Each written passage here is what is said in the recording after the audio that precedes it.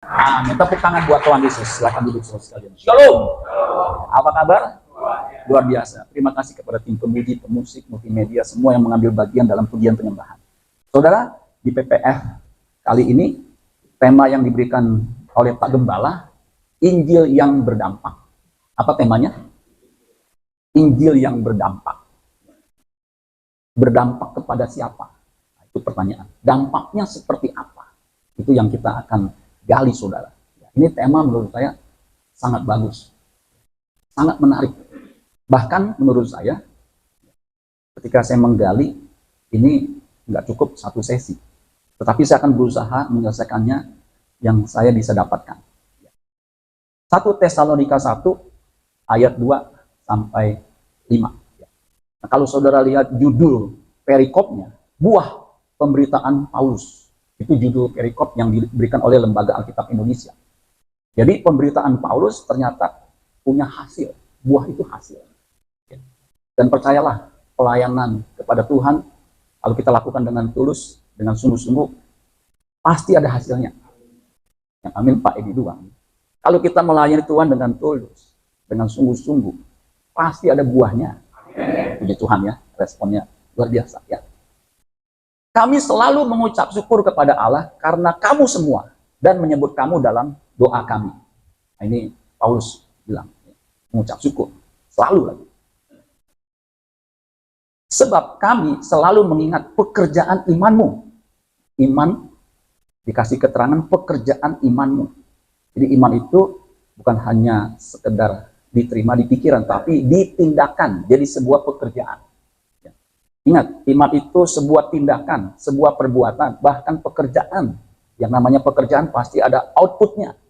Usaha kasihmu dan ketekunan pengharapanmu kepada Tuhan kita Yesus Kristus di hadapan Allah dan Bapa kita. Jadi 3 hal yang paling penting dalam kekristenan, iman, pengharapan, dan kasih disebutkan oleh Paulus. Iman tadi adalah sebuah pekerjaan. Ada usaha. Iman harus ditambahkan dengan bajikan. Bajikan ditambahkan pengetahuan. Pengetahuan ditambahkan dengan penguasaan diri. Penguasaan diri ditambahkan dengan ketekunan, kesalehan, kasih. Kasih kepada saudara dan kepada semua. Itu usaha iman, saudara. Baru setelah kita penuh semuanya, menurut 1 Petrus, kita akan mendapat hak penuh masuk kerajaan surga. Makanya kekristenan butuh ketekunan. Ada ketekunan dalam melayani Tuhan. Jadi jelas IPK, iman, pengharapan, kasih, yang kita harus hidupi. Di bumi ini kita butuh iman, kita butuh pengharapan, apalagi kasih. Hidup kita ini karena kasih karunia Allah. Ayat 4, dan kami tahu, hai saudara-saudara yang dikasihi Allah, bahwa Ia telah memilih kamu. Yang merasa dipilih Tuhan, katakan amin.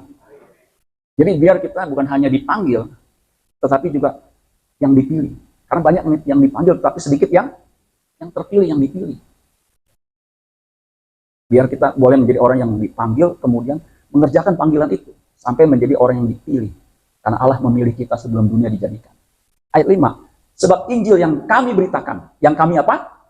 Beritakan. Jadi Injil itu berdampak kalau Injil itu diberitakan. Nah, itu clue-nya, saudara. Makanya temanya nih pas. Injil itu, Injil yang berdampak kalau Injil itu diberitakan. Siapa yang akan mendengar Injil? Iman timbul dari pendengaran. Pendengaran akan firman Kristus, Injil itu. Siapa yang akan mendengar kalau nggak ada yang memberitakan? Siapa yang akan memberitakan kalau tidak ada yang diutus? Jadi saudara sekalian, Injil itu berdampak kalau ada yang memberitakan. Karena iman timbul dari pendengaran. Pendengaran akan firman Kristus. Jadi mesti ada pemberitanya. Begitu. Untuk disampaikan kepada kamu. Jadi jelas. Sebab Injil yang kami beritakan bukan disampaikan kepada kamu dengan kata-kata saja. Tetapi juga dengan apa? Kekuatan oleh Roh Kudus. Jadi kalau melayani Tuhan bukan melayani mimbar aja, kita butuh urapan. Jadi saudara jangan berpikir kalau menyampaikan firman Tuhan itu butuh urapan. Jangan salah. WL juga butuh urapan. Pemain drum juga butuh urapan. Pemain keyboard butuh urapan. Semua kita butuh urapan. Kalau kita melayani tanpa urapan, itu jadi urakan. Jadi kacau urakan, saudara. Bukan urapan, saudara. Yesus saja berjalan keliling sambil berbuat baik, dia diurapi Allah. Kisah para Rasul 10. Jadi Injil yang berdampak itu kalau si pemberitanya menyampaikan dengan urapan. Coba katakan urapan. Sebab di luar aku kamu tidak dapat berbuat apa-apa. Makanya amanat agung terakhirnya ketahuilah bahwa aku menyertai kamu sampai kepada akhir zaman. Menyertai dengan Roh Kudus. Nah, Roh Kudus menyertai kita. Itu artinya mengurapi kita. Karena urapan secara letterlek artinya Allah hadir, Roh Kudus hadir di dalam pelayanan kita. Dan dengan suatu kepastian yang kokoh. Maka Paulus juga di bagian lain di Roma 1 ayat 16, aku mempunyai keyakinan yang kokoh dalam Injil. Sebab Injil itu kekuatan Allah yang menyelamatkan setiap orang yang percaya. Jadi harus yang mendengarnya itu percaya, baru punya dampak. Memang kamu tahu bahwa kami bekerja di antara kamu oleh karena kamu. Jadi si pemberitanya, si pelayannya harus aktif, harus sudah melakukannya, harus sudah menghidupinya. Kalau enggak, Injil itu enggak efektif, enggak bergerak, saudara. Ada seorang pendeta mengatakan, saya tidak akan menyampaikan firman Tuhan kalau saya tidak melakukannya. Itu ada benarnya. Tapi juga ada yang mengkritik. Ya, tidak semua yang kita ketahui, kita lakukan kalau belum ada kesempatan. Itu juga benar. Tapi yang pasti, you do what you talk. You talk what you do. Artinya apa? Gua aus, ya minum dulu. Artinya kita bicarakan apa yang kita sudah lakukan. Kita lakukan, baru kita bisa bicara. Itu begitu, saudara. Kalau mengatakan Tuhan itu baik, Tuhan itu baik. Ya, lu nggak pernah sakit. Lu nggak pernah mengalami penderitaan. Memang Tuhan baik. Itu begitu. Coba. Kalau mengalami sakit penyakit susah. Duit kagak gablek. Bilang Tuhan baik. Ya. Tapi kalau mengalami kesulitan, tetap setia. Tadi itu lagunya bagus. Melayani di tengah kesulitan begitu. Tetap setia. Katakan Tuhan baik. Baru mantep. Makanya pemberita Injil harus menjadi teladan. Katakan teladan. Sebab Injil itu efektif ya kalau si pemberitanya itu punya kebenaran dan sudah menghidupinya. Jadi teladan. Kalau saudara menyimak itu, nah itu inti khotbah saya itu sebenarnya di situ. Jadi kita butuh urapan, butuh kekuatan daripada Roh Kudus. Nah, terjemahan firman Allah yang hidup, saya ambil 2 ayat aja, mengatakan begini. Saya udah cantumkan di situ. Saudara sekalian yang saya kasihi, itu biasa surat pembukaan biasanya atau isi surat Paulus itu menyebut saudara sekalian yang saya kasihi. Kita juga kan khotbah begitu, susu saudara-saudara begitu ya, yang saya kasihi. Atau bapak ibu sekalian yang saya kasihi. Nah, itu biasanya ucapan sama yang diucapkan oleh Paulus. Kami tahu bahwa saudara telah dipilih oleh Allah yang sangat mengasihi saudara. Jadi ingat, Allah itu bukan mengasihi saja tapi sangat mengasihi. Ada kata sangat. Makanya karena begitu besar kasih Allah akan dunia ini sehingga dikaruniakannya anaknya yang tunggal supaya setiap orang yang percaya kepadanya tidak binasa melainkan beroleh hidup yang kekal. Jadi kalau kita percaya kita tidak binasa. Kita percaya kita tidak dihukum karena kasih Allah. Karena ketika kami menyampaikan berita kesukaan, itu Injil, kalau tadi diterjemahkan Injil, memberitakan Injil yang kami beritakan, di sini berita kesukaan. Saudara tidak menganggapnya omong kosong, melainkan mendengarkan dengan penuh perhatian. Jadi jangan sampai ya, dengar Injil, dengar firman Tuhan, dianggap omong-omong, omong kosong. Kalau kita seperti itu, kita nggak akan dapat.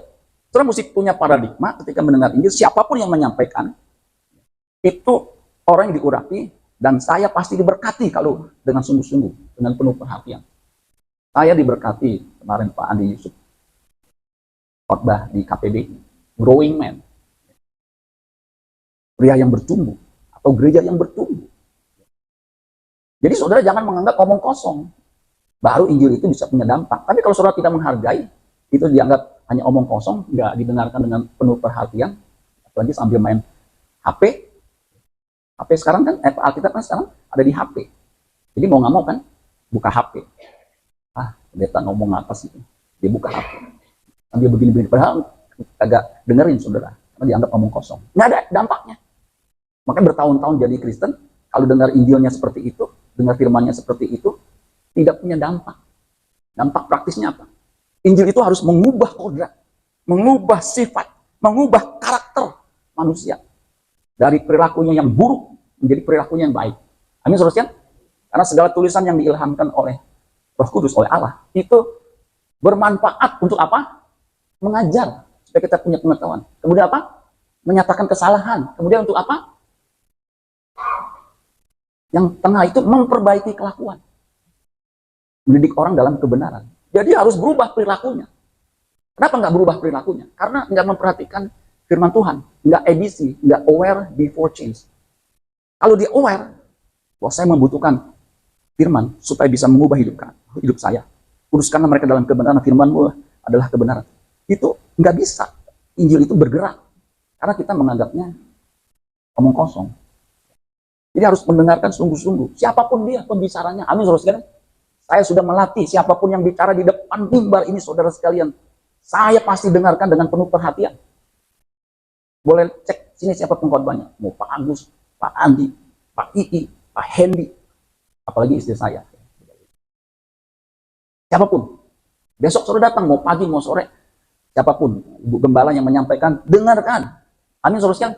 Jangan, ya udah a priori. Jangan. Ya, karena apa? Tuhan bisa pakai siapapun dia. Untuk apa? Menyampaikan pesan. Jadi harus dengan penuh perhatian. Apa yang kami katakan menghasilkan pengaruh yang kuat.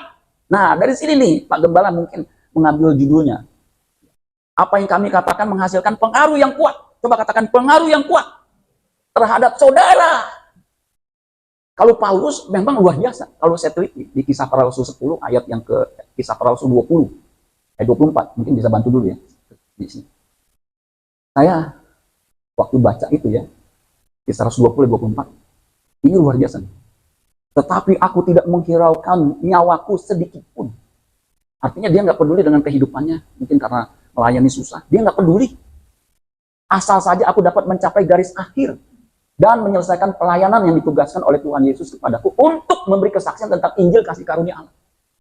Saya aja waktu dipanggil full, saya tuh masih menghiraukan gimana nanti saya nih. Kalau saya nggak punya penghasilan seperti yang saat ini saya punya. Saya takut. Nanti kalau penghasilan saya turun, nggak punya penghasilan, istri saya, gabut loh, makan gaji buta loh, suami kagak guna. Itu saya kalau diperlakukan segitu, nggak sampai 2 bulan mampus. Nggak kuat. Itu apa? Gimana ya? Itu yang membuat saya takut, saudara-saudara. Saya masih menghiraukan gimana ya, harga diri saya nanti gimana ya. Maju mundur, maju mundur, mundur maju, mundur maju. Tapi puji Tuhan, syukur, alhamdulillah. Saya full, tidak pernah ada sikap kata-kata yang mengecilkan. Karena gaji saya turun, bukan gaji malah itu pendapatan. Nah, saudara ya, masih menghiraukan gitu. Setelah saya lewat, saya juga pensiun, baru saudara sekalian. Saya udah nggak peduli ya, bagaimana kehidupan saya, yang penting bagaimana saya bisa melayani dan menyenangkan Tuhan. Jadi keadaan apapun, asal bisa menyelesaikan garis akhir. Amin, saudara sekalian. Kita harus seperti Paulus. Memang tidak mudah. Proses. Ya. Balik ke tadi. Ya. Jadi, apa yang kami katakan menghasilkan pengaruh yang kuat terhadap saudara. Kenapa tuh bisa punya pengaruh? Karena Roh Kudus memberi jaminan penuh bahwa apa yang kami katakan itu benar. Makanya hamba Tuhan harus menggali firman Tuhan dengan sungguh-sungguh. Serius. Harus punya persiapan. Digali, direnungkan apa yang mau disampaikan. Baru punya pengaruh. Nanti Roh Kudus akan memberi jaminan, memberikan urapannya. Dan saudara tahu bagaimana hidup kami sendiri juga membuktikan kebenaran berita yang kami sampaikan. Jadi kita sendiri juga menghidupi Injil. Supaya Injil itu punya dampak yang luar biasa. Amin, saudara sekalian. Apa itu Injil? Injil itu dari satu kata euangelion. Euangelion atau euangeliso. Euangelion itu dari 2 kata. Eu dan angelos. Eu itu well, baik, good, prosper. Kalau saudara lihat kamus itu eu itu well, prosper. Prosper itu makmur. Prosper, good, baik. Nah, baiknya ini jangan sampai diselewengkan. Baik menurut versi kita. Baiknya itu harus menurut versi Tuhan. Berita baiknya itu baik menurut Tuhan. Ketika murid Yohanes Pembaptis disuruh, karena Yohanes Pembaptis suruh muridnya bilang begini, apakah engkau itu yang diutus oleh Allah yang akan datang itu, atau kami harus menunggu yang lain? Yesus bilang begini, di Matius 11 ayat yang ke berapa tuh ya, ayat 2, 1, 2, 3 dan selanjutnya. Oh enggak, Yesus bilang begini, katakan kepada Yohanes, Apa yang dilakukan Yesus? Apa yang aku lakukan? Yang buta melihat karena sembuh, betul nggak? Yang timpang apa? Berjalan. Kemudian yang lumpuh berjalan, yang buta melihat, yang tuli mendengar, yang kusta tahir, yang mati bangkit. Itu kan maunya begitu. Kepada orang miskin diapain? Yang 2 pagi tahu. Diberitakan kabar baik, diberitakan Injil. Kenapa kepada orang miskin tidak dikasih duit? Kenapa saudara? Yang miskin dikasih duit kalau ke gereja masing-masing 10 juta. Itu maunya kita, betul nggak? Baiknya menurut kita itu begitu. Orang miskin itu diperkaya. Saudara, orang miskin kalau diperkaya nanti dia binasa.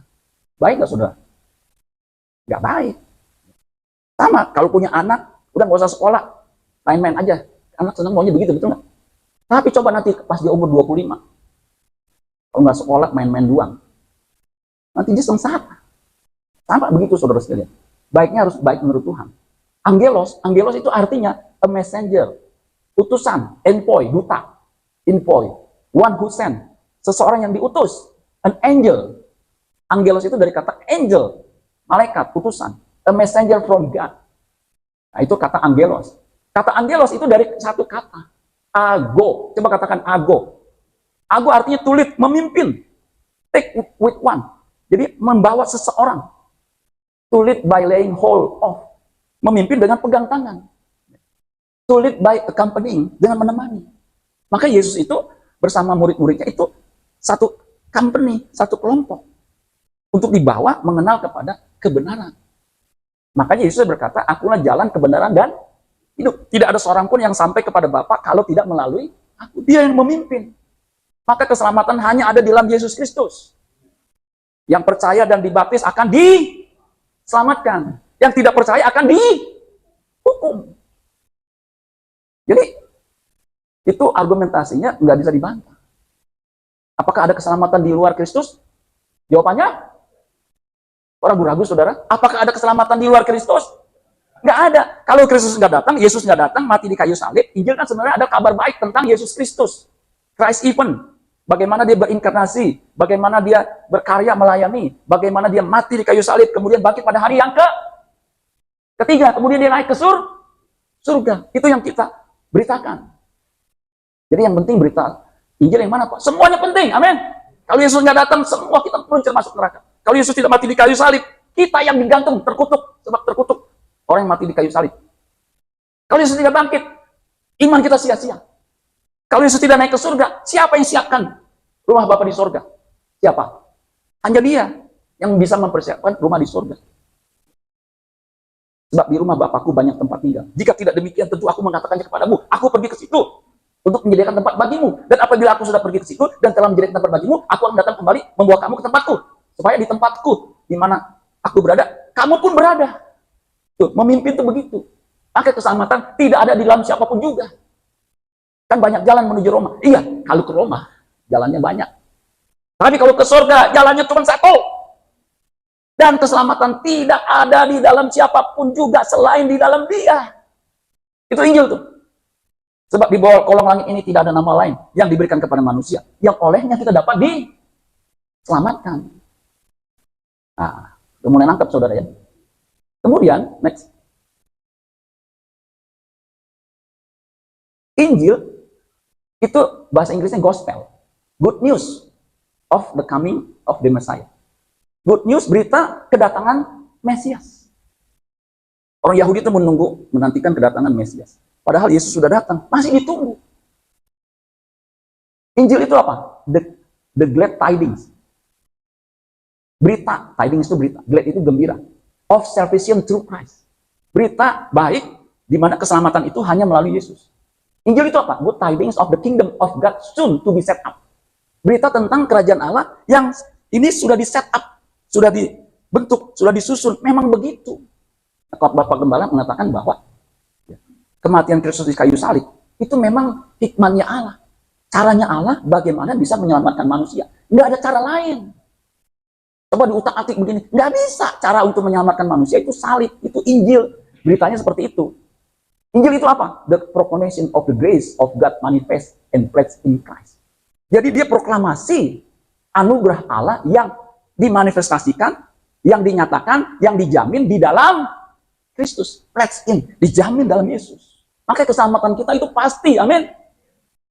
Nah, itu kan luar biasa, itu kabar baik saudara sekalian. Jadi saudara, kabar baik itu bukan hanya yang miskin ikut Yesus nanti jadi kaya. Itu bonus, amin saudara sekalian. Cari dahulu kerajaan Allah dan kebenarannya, maka semuanya akan ditambahkan. Yang dicari lebih dahulu adalah kerajaan Allah dan kebenarannya. Baru nantinya kalau perlu ditambahkan. Amin saudara. Jangan tambahannya yang saudara cari. Nanti yang pokok malah saudara nggak dapat. Harusnya cari dulu yang utama, yaitu kerajaan Allah. Kemudian selanjutnya, next. Nah, kata dampak. Ini saya ambil dari kamus, saudara. Dampak itu pengaruhan. Bukan hanya sekedar pengaruh, pengaruh kuat. Coba katakan pengaruh kuat. Kalau pengaruhnya dikit itu bukan dampak. Yang mendatangkan akibat. Jadi bukan hanya kuat, tapi ada akibat. Itu dampak. Makanya Injil itu bukan hanya sekedar kita sampaikan, tapi harus ada dampak, ada akibat. Dampak secara literal, pengaruh ya, yang diakibatkan benturan yang cukup hebat antara dua benda. Nah, itu. Sehingga menyebabkan perubahan yang berarti di momentum sistem yang mengalami benturan itu. Jadi, kata kuncinya, benturan dua benda. Itu dampak. Bang! Menghasilkan perubahan atau menyebabkan akibatnya perubahan yang berarti. Kalau bahasa statistiknya, berarti itu signifikan. Coba katakan signifikan. Banyak dikit, signifikan. Artinya bisa dilihat, ini berubah. Walaupun perubahannya gradually, tidak mendadak, tidak langsung berubah begitu, tapi bisa dirasakan. Ada akibatnya. Di momentum sistem yang mengalami benturan. Jadi butuh momentum. Makanya kapan seorang bisa bertobat, kita nggak tahu saudara kita, suami kita, istri kita. Yang penting Injil disampaikan, amin. Kapan orang itu bisa mengalami benturan kemudian bertobat? Itu hanya Roh Kudus yang tahu. Kita mah hanya menyampaikan. Amin saudara sekalian. Yang pasti Injil itu pasti berdampak. Begitu saudara. Apalagi Injil itu punya disertai dengan kekuatan. Tadi ada kata kekuatan. Kata kekuatan di situ itu dari bahasa Yunani dunamis. Coba klik. Dunamis itu saudara punya beberapa arti. Coba tolong diklik. Punya beberapa arti. Dinamis, klik. Yang pertama kuasa, kekuatan. Jadi di luar aku kamu tidak dapat berbuat apa-apa. Sebab apa? Kita nggak bisa ini. Jadi saya sekolah teologi sampaikan begini bisa. Tapi sama aja kayak presentasi. Kuasa. Dunamis itu artinya ability. Coba katakan ability. Kemampuan. Memang kemampuan khotbah itu bisa diasah dengan jam terbang. Tetapi jangan salah. Orang biasa, tapi kalau dia punya penyerahan diri yang total, dia sungguh-sungguh dalam doa, itu punya dampak. Amin saudara sekalian. Karena yang membuat Injil itu berdampak karena kuasa Roh Kudus ini, dunamis ini. Amin saudara sekalian. Tetapi kamu akan menerima kuasa kalau Roh Kudus tuh turun. Kalau nggak turun, punya kuasa nggak? Untuk jadi saksi bisa nggak? Di luar aku kamu tidak dapat berbuat apa-apa. Bahasa ini Indianya, nehi similekete tumber jahe sampai pundak pegel he. Meskipun minum wedang jahe, nggak bisa. Ada hamba Tuhan kalau sebelum memberitakan Injil, dia sedekuk dulu. Wah, tolong. Begitu saudara. Nah, itu bagus.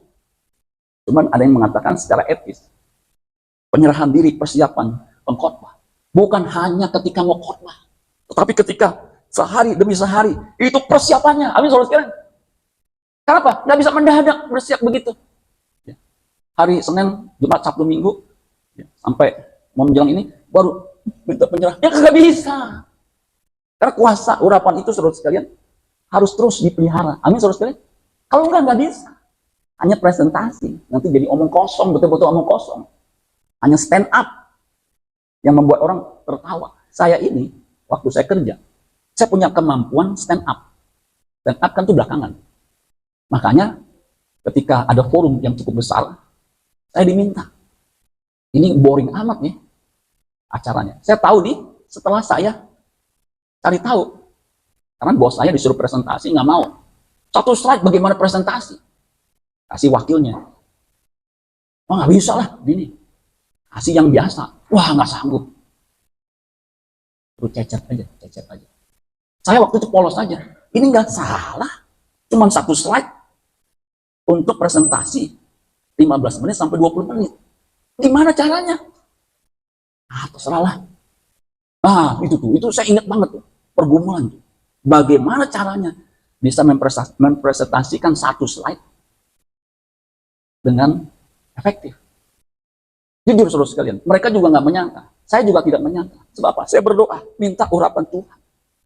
Dan betul saudara, satu slide itu goncang gempa saudara. Nah itu salah satu penyebab kenapa saya bisa dipromosi sampai MVP saudara. Karena urapan, amin saudara sekalian. Nggak bisa kita tanpa urapan, karena nggak ada kuasa. Dengan urapan itu membuat Injil itu jadi manjur. Coba katakan manjur. Nah itu dari bahasa Inggrisnya efficacy. Karena dunamis itu miraculous power. Untuk bisa mengubah kodrat kita yang berdosa ini menjadi kodrat ilahi. Itu butuh mujizat, butuh kuasa. Kenapa? Manusia itu dasarnya jahat, kodratnya jahat. Untuk berubah baik, itu nggak mudah. Yang dasarnya udah baik aja, itu kadang-kadang sulit juga. Apalagi yang dasarnya keras kepala. Nggak bisa dibilangin. Waduh, ini kalau nggak ada kuasa Roh Kudus, nggak bisa. Dia frustasi sendiri. Dunamis artinya energi, power. Kan luar biasa. Dari kata dunamis itu ada kata dinamika. Gerak laju menuju ke suatu tujuan. Nah, kuasa itu membawa kita menuju ke suatu tujuan. Makanya saudara sekalian, kita butuh urapan Tuhan dalam proses menjadi serupa dengan Kristus. Bukan hanya butuh sadis, sabar, dan disiplin, tapi dunamis sangat kita butuhkan. Amin saudara sekalian. Karena ujung-ujungnya dampak dari Injil adalah mengubah manusia menjadi seperti Yesus. Gak tepuk tangan, udah teriak-teriak saudara. Jadi ujung-ujungnya dampak dari Injil itu mengubah manusia menjadi seperti Yesus. Kalau dia tidak makin seperti Yesus, jangan-jangan bukan Injil yang didengarkan. Kalau dia makin serupa dengan dunia, jangan-jangan bukan Injil yang didengarkan. Jadi kalau ke gereja, makin lama makin serupa dengan dunia, hedonis. Pakai jam 1,5 miliar. Pendeta. Saya juga mari tunjukin tuh. Ini Pak, lihat aja tuh. 1,5 miliar. Jamnya. Jam saya berapa nih saudara? Enggak ada saudara ya. Saya udah lama nggak pakai jam. Kenapa? Mati jamnya. Udah 3 kali dibetulin mati. Lagi pula ada HP. Jadi saya nggak terlalu butuh. Ayo, buat apa? Saya nggak pakai kagak mati. Apa bedanya jam di tangan kanan sama di jam tangan kiri? Tergantung. Kalau dia pengkhotbah tangan kanan, enaknya pakai di tangan kanan. Saudara-saudara. Jadi lihat, Philip Patek, Richard Mille, Rolex. Nah kalau Injil membuat orang jadi makin duniawi, makin hedonis, jangan-jangan bukan Injil. Amin saudara sekalian. Karena Injil itu harus membuat orang seperti Yesus. Yang serigala punya liang, burung punya sarang, tetapi anak manusia tidak punya tempat untuk meletakkan kepalanya. Hidup dalam kesederhanaan. Itu Injil itu begitu. Pak, dia kan mampu, jemaatnya besar. Ya, terserahlah. Tapi bagi saya, saudara sekalian, Injil harus mengubah manusia menjadi seperti Yesus. Kalau seperti yang lain, Injil itu tidak berdampak. Amin, saudara. Jadi harus punya hubungan, harus punya benturan. Nah, bagian ini, saudara, waktu saya tinggal 5 menit, saudara bisa renungkan seperti yang tadi saya katakan. Injil yang berdampak kalau diberitakan. Diberitakan harus ada pemberitanya. Pemberitanya harus diutus. Yang mendengar, bisa diklik. Yang mendengar, nggak kelihatan tuh ya. Nah, yang mendengar harus mau menerima dengan tulus hati. Karena iman tanpa perbuatan mati. Kalau kita menerima Injil, kemudian tidak mempraktekkan juga nggak ada efeknya. Si pemberita Injil harus jadi teladan. Kalau sudah nanti baca ayat yang ke-6 dari 1 Tesalonika 1 ayat 6 yang dikasih oleh Pak Gembala sebagai ayatnya. Ayatnya kan dikasih sampai 5. Ayat 6. Dan kamu mengikuti teladan kami dan teladan Tuhan. Jadi si pemberitanya mesti jadi teladan. Bukan hanya diurapi, tetapi juga harus jadi teladan. Makanya benturan itu terus sekalian ada dampak seperti beng begitu. Baru berdampak. Dan itu betul tekun. Yang mendengar dalam ketekunan. Itu artinya terus-menerus, nggak bisa sebentar dengar Injil. Makanya kalau mau tumbuh harus baca kitab suci, doa, tiap hari. Itu harus jadi makanan, harus jadi irama. Baca kitab suci, doa tiap hari, doa tiap hari, doa tiap hari. 3 kali. Baca kitab suci, doa tiap hari, kalau mau tumbuh. Refnya, kalau mau tumbuh, kalau mau tumbuh, glory haleluya. Baca kitab suci, doa tiap hari, kalau mau tumbuh. Ini saudara, diajarkan sejak sekolah minggu. Masalahnya kita udah tahu, tapi nggak praktekin. Waktu saya sekolah teologi, ada namanya formasi rohani. Sama. Kalau kita mau bertumbuh, gumuli Alkitab. Istilahnya aja tuh. Harus hidup dalam firman. Istilahnya. Kalau kita kan taunya baca kitab suci. Nah, bagaimana menggubulinya? Baca aja kagak. Di sini siapa pelayan Tuhan yang tidak baca Alkitab? Jangan angkat tangan. Nanti kita tunjuk dia. Kita berkata, salibkan dia, salibkan dia. Baca, amin saudara. Saya dapat artikel mengatakan, baca buku yang tertulis ini, ternyata tingkat kognitif itu lebih berkembang dibandingkan kalau baca elektrik yang ada di HP. Jadi kalau baca ini, saya masih baca ini nih, yang ada buku ini, itu lebih efektif. Makanya yang dibaptis itu sama Bu Nani masih sama gereja dikasih Alkitab seperti ini, PB2. Pak, kenapa nggak dikasih motor sama PPKB-nya? Kira pinjol ya. Jadi pemberita Injil harus jadi teladan, baru bisa berdampak. Si penerima harus punya respon menjadi hati yang lembut, supaya bisa apa? Diubah. Kalau hatinya keras, itu hati tanah di pinggir jalan, itu nggak tumbuh. Harus jadi hati tanah yang subur. Amin saudara sekalian, baru bertumbuh. Harus jadi hati yang lembut, baru bisa benih itu bertumbuh. Dan juga harus tekun. Ayat terakhir, Yakobus 1 ayat 25. Tetapi barang siapa, Yakobus 1 ayat 25. Tetapi barang siapa meneliti hukum yang sempurna, yaitu hukum yang memerdekakan orang, dan ia bertekun di dalamnya. Jadi bukan hanya mendengar untuk melupakannya, tetapi katakan apa? Sungguh-sungguh melakukannya. Ia akan apa? Berbahagia oleh apa?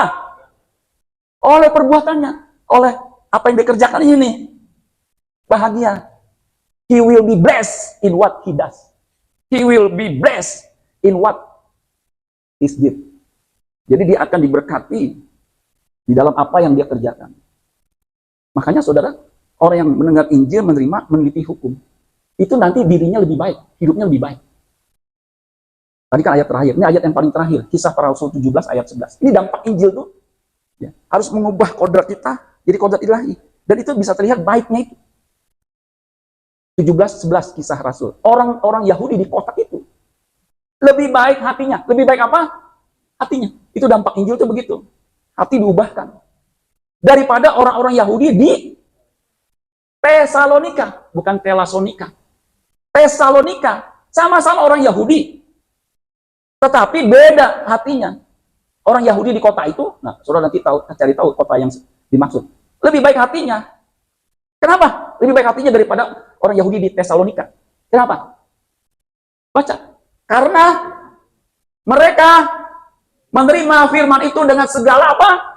Kerelaan hati. Dan setiap hari mereka menyelidiki kitab suci untuk mengetahui apakah semuanya itu benar demikian. Jadi cocok tuh sama Yakobus, saudaranya Tuhan Yesus. Jadi kalau mau punya dampak, kita harus punya hati yang lembut. Ketika mendengar Injil, ketika ada firman Tuhan yang menegur, kita mau diubah. Amin saudara sekalian, baru Injil itu bisa berdampak. Amin buat firman Tuhan. Tuhan Yesus memberkati.